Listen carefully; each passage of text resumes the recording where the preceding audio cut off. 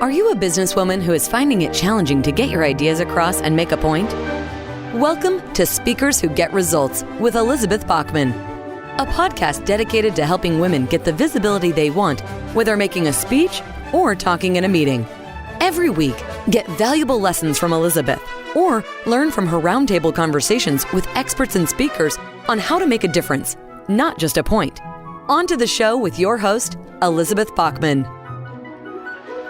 Hello and welcome to Speakers Who Get Results. I'm Elizabeth Bachman, your host, and this is the podcast where we talk about leadership skills, communication, and really how to be the best leader that you can and still be sane by the end of it.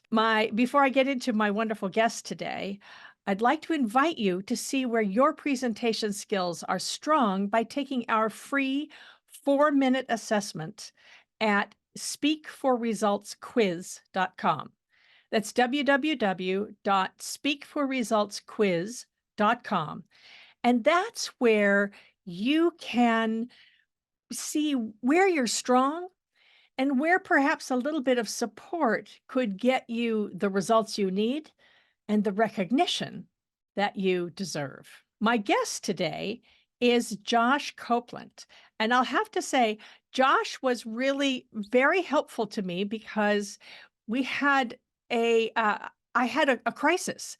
I had somebody who had to reschedule and I needed a speaker in a hurry. So I only met him 24 hours ago and he has got everything organized so that he could come and talk to us in a borrowed office. So he's not in his regular office, but he showed up and shared a great deal of wisdom. The official bio for Josh is that Josh Copeland is a powerful motivational speaker whose speeches help people maximize their full potential in their careers and in their personal life. He helps people become the best version of themselves, which will lead to them being the best partner, spouse, parent, and employee they can be. And I will also say he's very, very interested in being a good ally to the women in his life, including his daughter. So he means a lot about women's empowerment and equity. Josh is a native of Fairborn, Ohio, and he received a scholarship to play college football for the University of Buffalo. However, after graduation, he didn't make it to the NFL, and he had to realize he was in the 95% that didn't get chosen. He moved back home and had a hard time finding his way when he wasn't the football star he had been before. He struggled with depression, anxiety, and alcohol abuse, trying to cope with transitioning to life after sports. Josh started his company, Learning to Cope, LLC, in 2017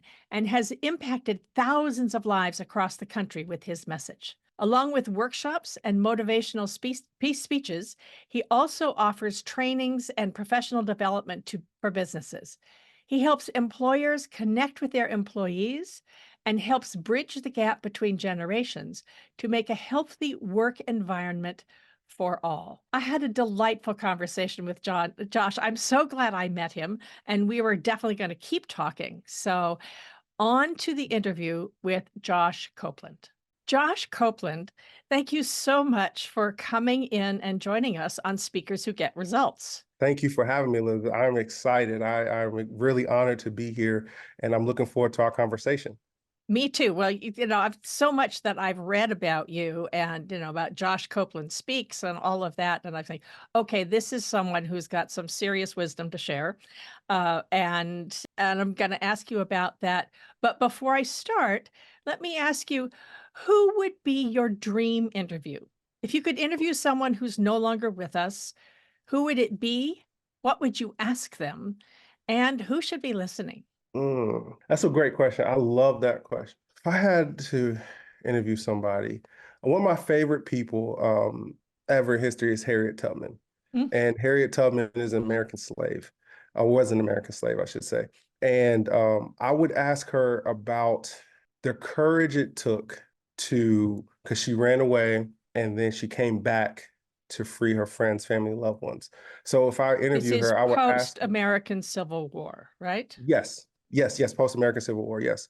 And I would ask her just about the courage it took, and then also the fear that's involved as well. Because in order to do something great, which she did, you have to overcome some fear. And so I would love to have that conversation with her. That would be great. I've often wondered if she ever lay awake at night and thought, I'm not doing enough. You Mm. know, for the people I have rescued, look at all those others who are suffering. Why can't I do more? Why is nobody helping me? Why aren't all those abolitionists in Boston who think I'm great? Why aren't they coming with me to help, damn it?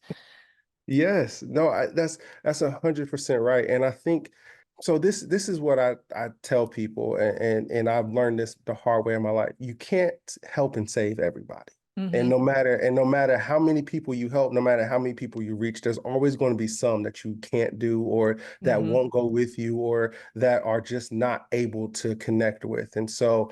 She's just a phenomenal person, but I wonder that as well. Like, would she just sit there and think, I wish I would have did more, which is crazy to think because she's done so much, but there's always that other side of it.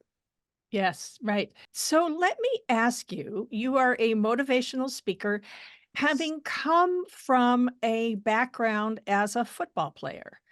Could you just tell us briefly that journey? What got you here? Yes. So I played American football. I played sports my whole life. And there's a weird thing about playing sports or being good at something where people look at you, they fall in love with what you can do more than who you are. Ooh, And for ooh, me, ooh, that's the way. Say that one again. yes, they people when you're highly successful and when you can achieve something, people fall in love with what you can do more than who you are. And the problem that I had is I fell in love with what I can do more than who I was as well. And so I fell into identity crisis Mm, because football and sports was my whole life.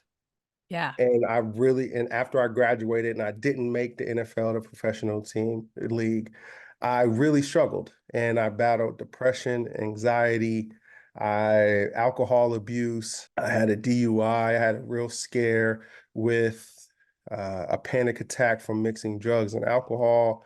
And I was just really on a downward spiral. But the whole time I'm going on this downward spiral, the high school I graduated from, would ask me to come speak to the Hmm. students because I'm an alumni, I graduated. And so I would go back and I would speak. And the whole time I'm dealing with all this behind me, but I'm still trying to impact the people Hmm. in front of me. And so that kind of what led to the motivational speaking thing is that I was able to see that I can make an impact on people's lives and encourage them and empower them. But I had to first do it for myself. So many of us. That actually speaks to a history I know very well because in the opera business, it's the same. You know, I did 30 years in the opera business, and fewer than 5% of people who get master's degrees in the arts even wind up making a living that way. It's this very similar statistics to sports. And when that's your whole life, you know, when my opera career ended, basically the phone stopped ringing. And Yes. I went through about 2 years of not knowing who I was. And I had some physical challenges at the same thing. So I couldn't do anything. And I Mhm. didn't know. Yeah, I get it. Been there, been there. So how how does this connect with people who I think for people who had their whole identity caught up in their jobs or what they could Mhm. do? How do you how do you then learn to see the you who's behind what you can do? Yes, that's a great question, and that's extremely difficult because you forget that you're a person Mhm. because you're doing so many things that you forget that you're an actual person and you have human emotion and you go through things that humans go through.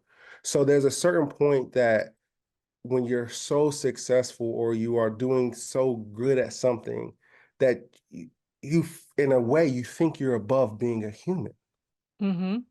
And so you don't develop and you stop developing and prioritizing yourself because you Mm-hmm. start to prioritize everything else you have to do. Yeah. And when you do that for so long, you actually lose yourself and you just become your job, Yeah. not the person that does the job. Yeah. And so I tell people that it's so important to figure out who you are outside of Mm-hmm. what you do, because what you do is just a part of who you are, but you have to be able to know the person that makes all that go through. And that's one of the problems is we don't really know ourselves. We Mm-hmm. spend all day 24/7, 365 with ourselves, but we don't really know the person we spend the most amount of time with because we get so caught up into what we do. Well, and for many of us, you have to get to a point where you crash, where you fail, where something happens, and you have to actually sit down and say who you are. I Yes. knew a very, very, very famous opera singer once who was world famous and lived his whole life in fear Mm, because people loved the voice and what he could do, who he was as a brand. And he was terrified to figure out who he was as a person. And mm, and ultimately, I think he died without ever having gotten to that. And yeah. it was a big lesson for me to say, okay, you can be rich and world famous and have fans following you everywhere. And if you don't know who you are in yourself, it does not necessarily get you happiness.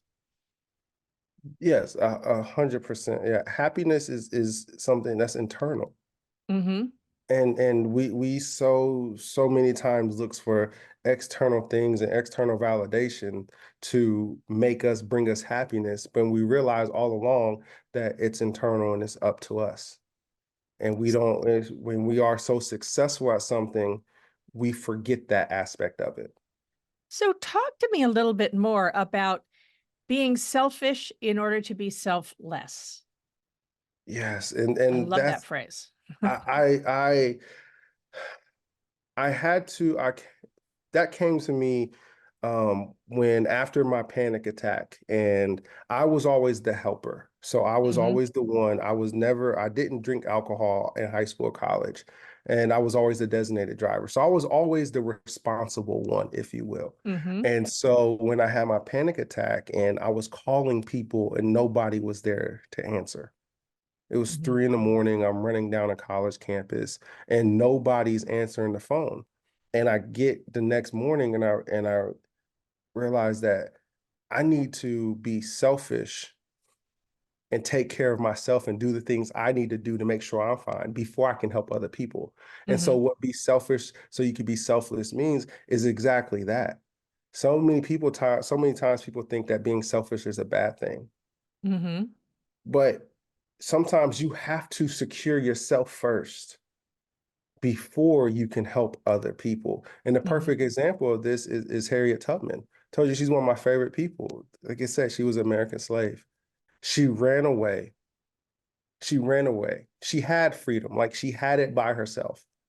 mhm, So she was selfish in that moment. But then what she do? She came back to get her friends, families, and loved ones.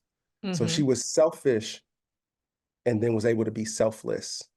Yeah, And yeah. so that's why I tell people all the time. Sometimes you have to secure yourself and be selfless so you can be selfless.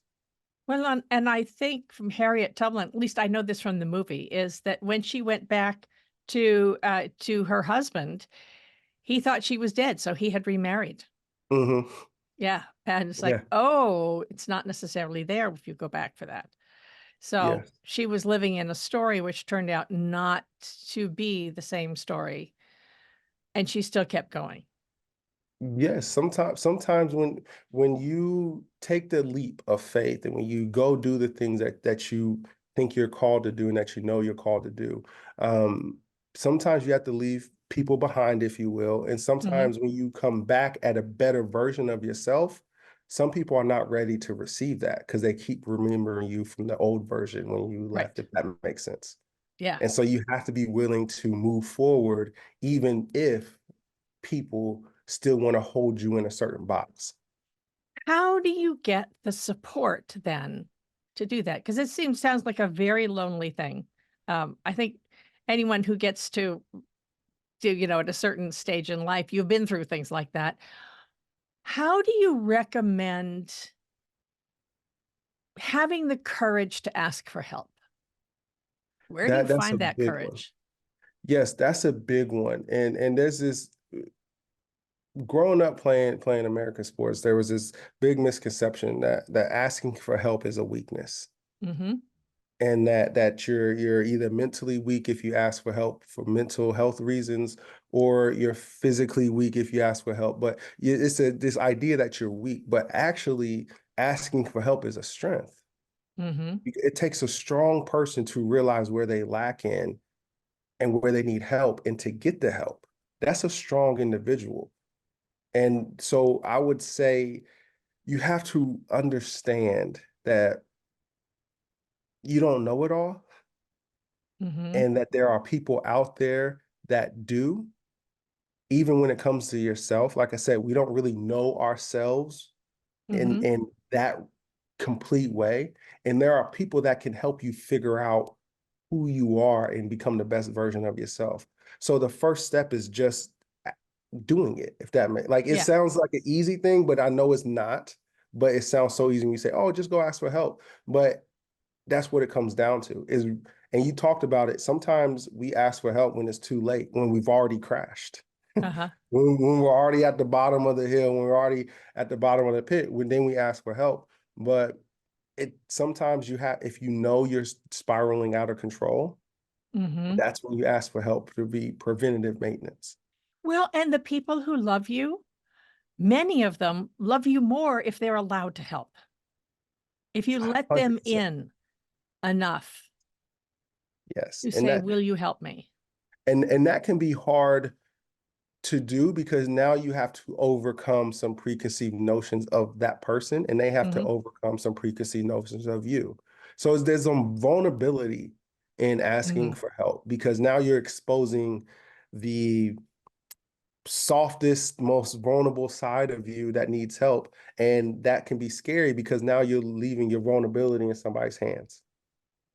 So And I it's think very this now delicate. leads me to audio listeners. What you can't see is he's got a great hat on that says, it's part of the brand, is the hat. And that, you're, and I know that you're working from a borrowed office today, so you don't have the Yes. whole setup, but your hat is part of your brand. Tell us about what your hat says and why you wear that. Yes. So my hat says you are not a mistake.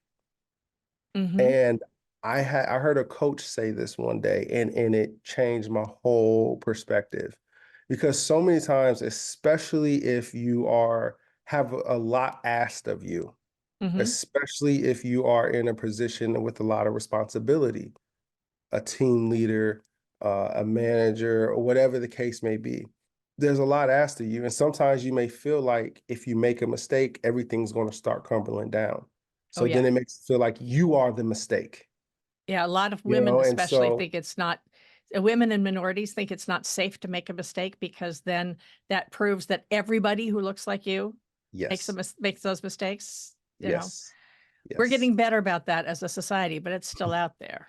yes, it is. And it's tough because you realize that you have to work twice as hard, Mm-hmm. sometimes three times as hard to get the same thing, if not close to it. Mm-hmm. Right. And so sometimes, and you're right, you feel like you represent the whole race or a whole demographic of people are on your shoulder. So there's a lot of pressure there because if you don't do a good job or you make a mistake, you think they might not bring somebody else that looks Mm-hmm. like you know what I mean? Like sometimes, and that's the bad thing that we, like you said, we have to get over. But there's this idea that there can only be one Mm-hmm. that looks like you, that is the same color, that there can only be one. And so, and once we get that one, then we've checked that box. And so it's tough. You feel like you're walking on eggshells a lot.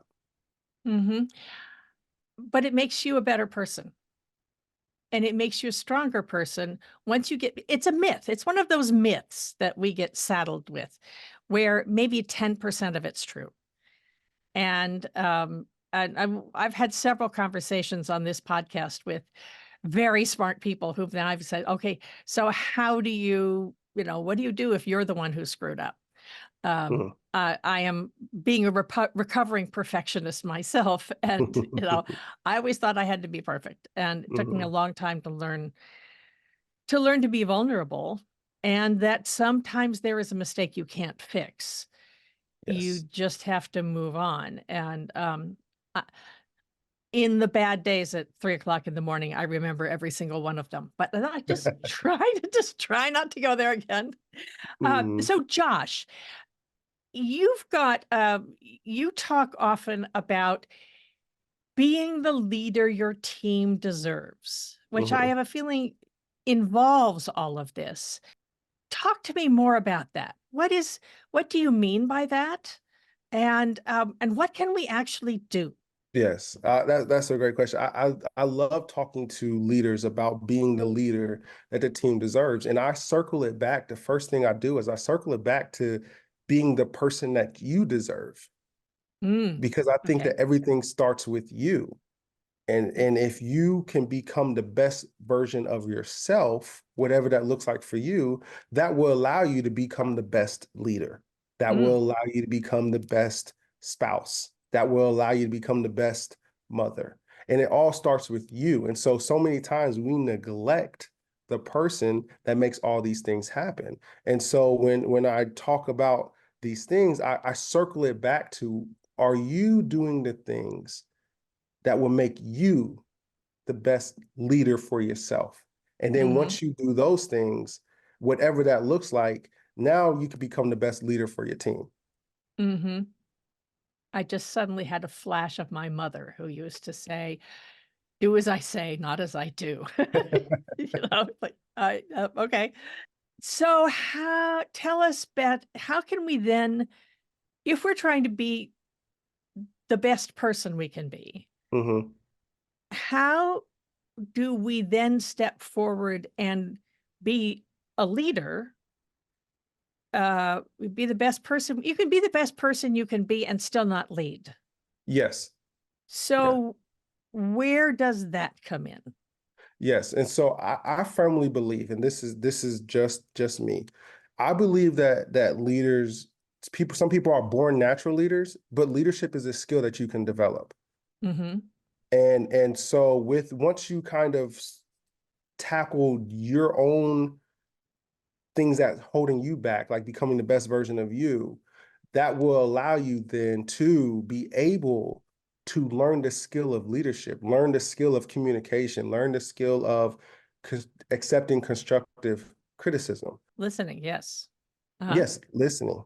So, and a lot of that sometimes, and this is, like I said, this is just what I see in the work that I do. Sometimes there's a underlying reason. There's a lot of reasons why somebody's not reaching their full potential Mm-hmm. in their job space.